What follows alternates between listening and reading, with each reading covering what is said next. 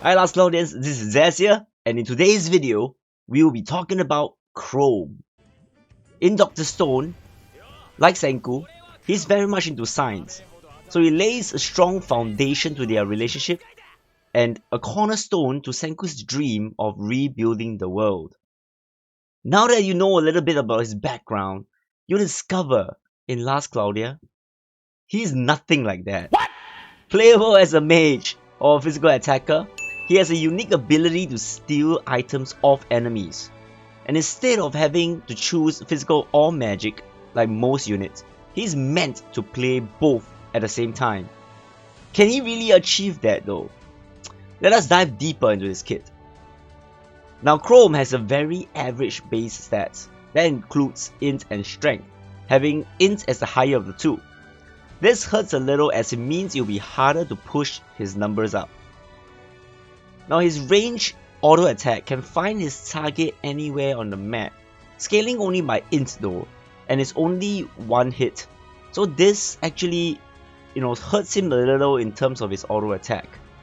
Skills wise, all of them scales off STR and int. S1 being 5 hits and 11 SCT is a fire elemental attack with 4 stocks. Now it is also a melee AoE attack, so he has to get up close and personal. And he has about a 10% chance to reduce enemies' fire resistance by 20 for 20 seconds. Now S2, 9 hits, 26 SCT, Thunder Element attack with 3 stocks. Now Chrome is to be in line with his target to shoot this across the map. Now his S3, 12 hits, 36 SCT, 2 stocks.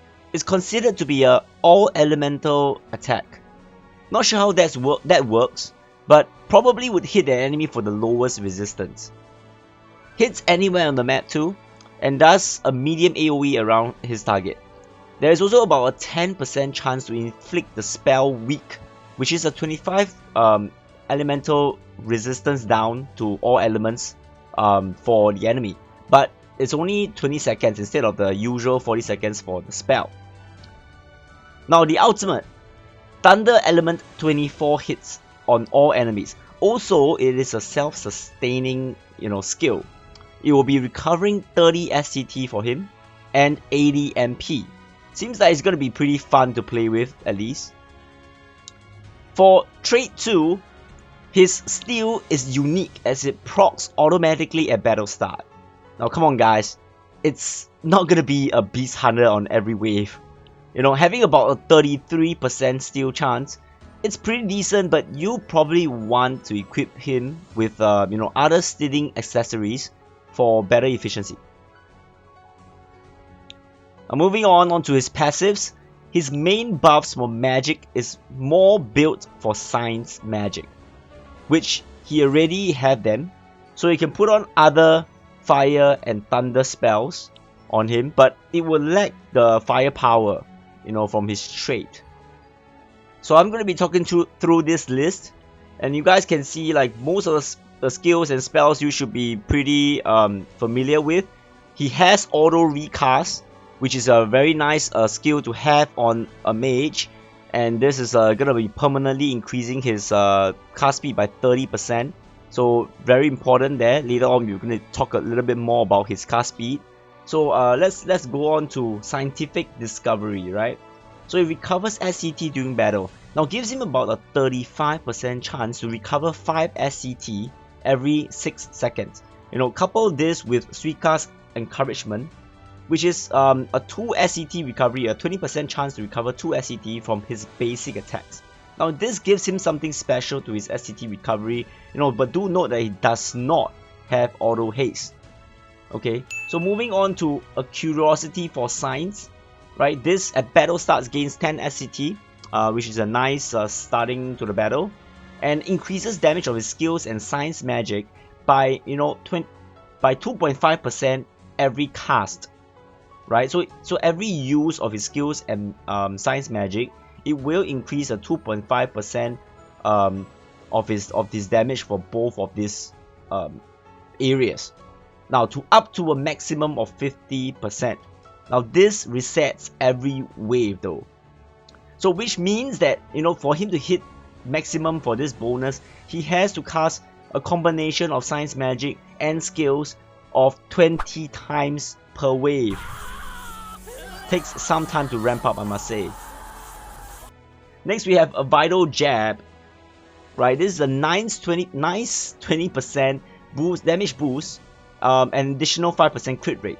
Now when you equip a staff or spear, now this is most likely you will want to be equipping him with either or, and you won't want to miss this buff because crit also works off magic. So it's also an option to wear machine, which is Trishula if you want for him. Next we have Last Ditched Idea. Alright, so this is quite unique, right? It is like our Awaken spell, you know, Awaken skill, right? But at below 30%, it heals 9999 HP and 15% max MP. This is something that is different from Awaken. So it has an additional 15% max MP increase, and it also gives him a 50% STR and int for 40 seconds. However, for Awaken, it also includes MND and defense, right? So this can proc twice though, right? So basically you will save 9 SC, and it's slightly stronger in terms of survivability than Awaken skill. Notice, or rather, did some testing, so it will proc together with Awaken. So if you equip Awaken on him, it will be a waste on him, because it will, you know, unless you are thinking about having the extra 50% MND and defense, which I don't think it warrants a 9 SC cost. And lastly, Gold Rush 2. So he is gonna be the best gold farmer in the game right now. You know, perfect for beginner players, you know, as gold is really scarce at the beginning. Now next, let's go on to his paid gear. So first, you know, to take note here, both are accessories, and the first one we are talking about is Strapped Bag. Alright, so gives slight int and decent amount of MP, which is nice. And the 7 SC at the start of wave, you know, this makes him have 17 SC together with his innate skill. That is pretty, you know, interesting. It gives him a good start to the wave. Now a little bit more firepower at the start, but that's about it, you know. So what's important is the steal on kills, right? I believe it should be at the same, you know, 10% proc rate as what we have now, the Bangle of the Master Thief from the pirate ship. Now, unless you're really new and you don't already have Bangle, right? Or you really want to stack up your chances of stealing, feels like a bait to me. Now next we have Twist Headband, right? This gives some STR and coupled with some other stats. Now increase 12% of his Science Magic and gives him Auto Brave.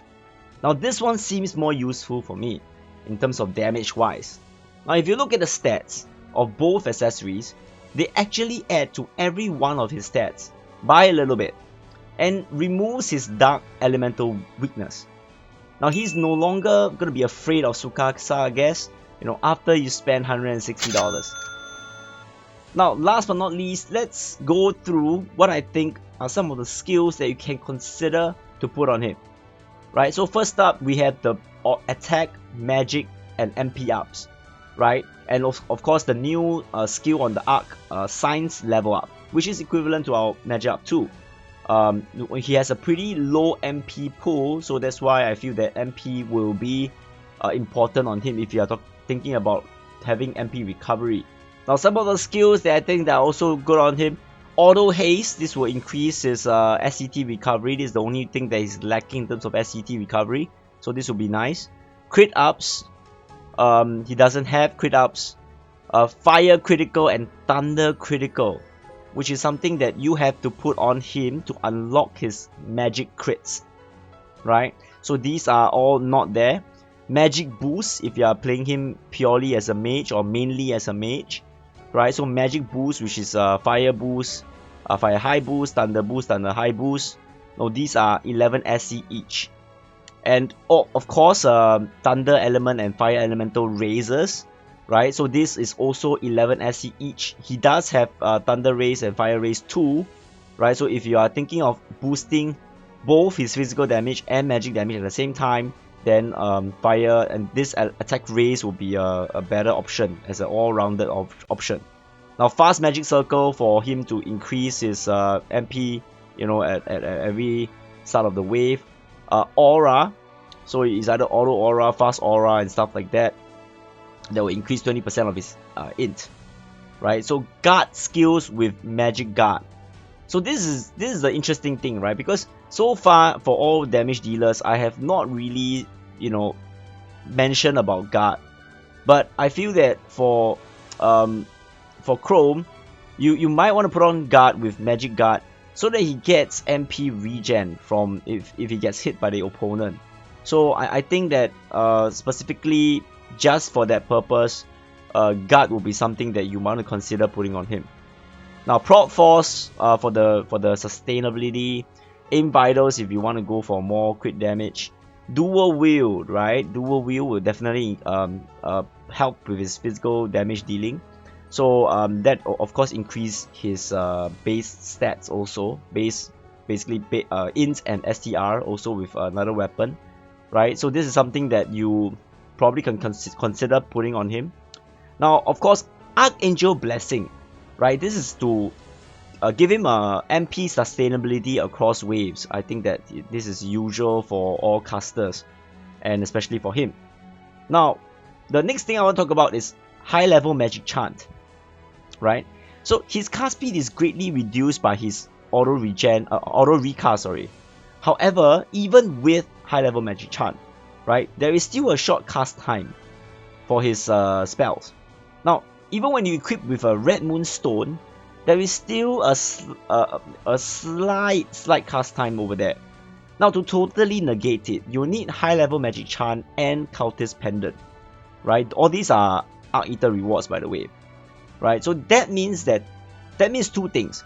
You can either run cultist and Red Moon, right, sacrificing the stealing proficiency with a stealing accessory paid items, right, or rather the stealing items, and save yourself 9 SC. Or you can run high level magic chant and put on cultist for instacast, but then you have to take away, you know, this accessory from your main mage, right? So either or is a choice that you have to make. Now, overall, he seems like a very all-round character with a ton of boost and stealing ability. However, his kit seems all over the place for me. You know, being a unit that is good at both physical and magic, on theory, it should open up different possible builds. And you can sort of just run with whichever skills you have taught him and still be able to do decent damage.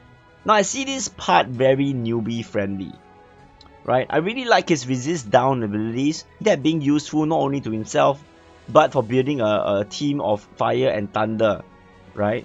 But I can see this playstyle as using skills with his decent SCT recovery, you know, to inflict elemental downs, and then to spam magic after. So his base damage seems to be high with him having a lot of buffs, and there's a ramping up mechanism also. Now, what worries me is that he's really MP intensive. It's like the total polar opposite of Gen, which is a mana MP fountain, right? So, you know, him having sharp eyes for skills and also casting as a mage, this really takes a lot of MP, and he doesn't have a very good MP base pool. Now, would be worst if you are putting skills like magic aura on him. Now, his only real MP recovery comes from his ultimate, which realistically only gives him about 3 casts of his spell. Now, all in all, a very good all-round character with multiple build possibilities. You just need to unlock his skills, skill tree, and you're pretty much set. You know, minimum skill requirements required to teach to him to make him usable as a physical damage dealer or a mage or a farmer, focusing on killing fast. Now, however, in my opinion, he would struggle at the very top in the comparison with other units due to mainly his sustainability. Now let me know in the comment section down below what do you think about him, and if there's anything that I missed about Chrome, love to hear your opinions. Alright, so multiplayer is also coming soon. Now finally, after close to 2 years. Now do jump onto my stream to have some fun then. Right, so if you have liked what you have seen in this video, do support my channel by liking and subscribing. Now this concludes my Chrome analysis, and I wish you all a great rest of the day. Now see you all next time. This is Zez, and I'm signing out. センク、俺も一緒に科学の国を起こす。